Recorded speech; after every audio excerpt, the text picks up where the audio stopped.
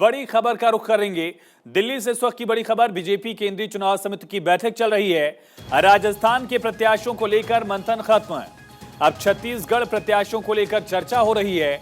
PM Modi की अध्यक्षता में बैठक, जहां राजस्थान के प्रत्याशियों को लेकर चर्चा पूरी हो गई। अब छत्तीसगढ़ के प्रत्याशियों को लेकर चर्चा, पीएम मोदी की अध्यक्षता में बैठक हो रही है। 8:58 से बैठक शुरू हुई और 11 बजने को है। लगभग 3 घंटे से बैठक चल रही है। ये मेगा मंथन का दौर, जहां राजस्थान को लेकर चर्चा पूरी हो गई है। 40 से ज्यादा सीटों को लेकर राजस्थान में चर्चा हुई और कुछ सीटों पर नाम लगभग तय बताए जा रहे हैं। छत्तीसगढ़ को लेकर अब चर्चा शुरू हो गई है। संवाददाता आनंद कुमार सिंह हमारे साथ लाइव कनेक्ट है। आनंद, अब छत्तीसगढ़ के नजरिए से चर्चा, प्रत्याशियों को लेकर मंथन।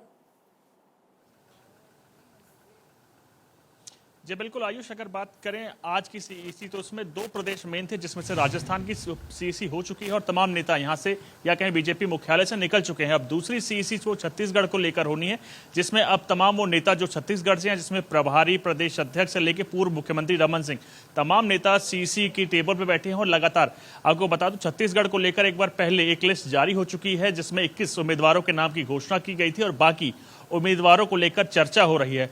अगर बात करें बीजेपी की सीईसी तो ये वो बॉडी है जो, अगर बात करें बीजेपी के कॉन्स्टिट्यूशन के हिसाब से आखिरी मोहर उम्मीदवारों के ऊपर लगाती है, जिसके बाद उम्मीदवारों की लिस्ट बाहर आती है। तो आज बेहद ही महत्वपूर्ण बैठक है सीईसी जो कि छत्तीसगढ़ को लेकर हो रही है और उसके बाद उम्मीद कर सकते हैं कि कभी भी उम्मीदवारों की लिस्ट जारी हो सकती है। जी क्या लिस्ट आने की संभावना भी है आनंद? और जैसा आपने बताया कि राजस्थान की चर्चा पूरी हो गई है, राजस्थान के जो नेता है सीईसी में वो जा चुके हैं।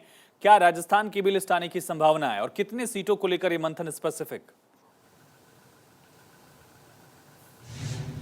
जी बिल्कुल, अगर बात करें राजस्थान की तो राजस्थान एक वो स्टेट है जिसको लेकर बीजेपी हर संभव कोशिश कर रही है। विधानसभा में पूरी ताकत झोंकी गई, जिसमें परिवर्तन रैली निकाली गई, जिन्होंने लगभग 1300 किलोमीटर का सफर तय किया और आम जनसभाएं लगभग 90 से ज्यादा की गई थी। तो हर वो संभव कोशिश की जा रही है कि राजस्थान में बीजेपी परिवर्तन ला सके और जो इस वक्त वहां के मुख्यमंत्री हैं अशोक गहलोत को, उनको चेंज करके बीजेपी अपना कोई मुख्यमंत्री बैठा सके। तो लगातार इसको लेकर कोशिश हो रही थी। कल ही प्रधानमंत्री नरेंद्र मोदी बिलासपुर में थे, जो कि छत्तीसगढ़ की सीईसी इस वक्त हो रही है। तो तमाम आप समझ सकते हैं इन स्टेटों को लेकर बीजेपी हर संभव कोशिश कर रही है कि कैसे भी करके इनको जीता जाए। दरअसल आप अगर टाइमिंग को देखें तो टाइमिंग बेहद ही महत्वपूर्ण है।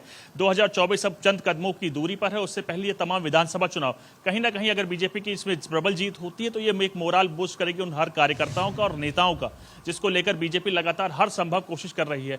राजस्थान एक ऐसा स्टेट है जहां लगातार बीजेपी अभी तक कई चीजों को लेकर फंसी रही है। तो लेकिन अब कोर कमेटी की बैठक, जो कि कई लगातार 3 बैठकें हुई एक के बाद एक, तो उसमें मैटर सुलझा लिया गया है, जिसके बाद आज फाइनली उन सभी तमाम उम्मीदवारों के नामों को लेकर जो चयन हो चुके हैं उनको आज सीईसी में लाएगा, जहां से सीईसी ने लगभग 60 से 70 नामों की अप्रूवल दे दी है, जिसके बाद कभी भी लिस्ट आ सकती है। और अब जो बैठक हो रही है वो छत्तीसगढ़ सीईसी की लेकर हो रही है। छत्तीसगढ़ को मैं आपको बताऊं, एक बार पहले एक लिस्ट जारी हो चुकी है जिसमें 21 उम्मीदवार थे।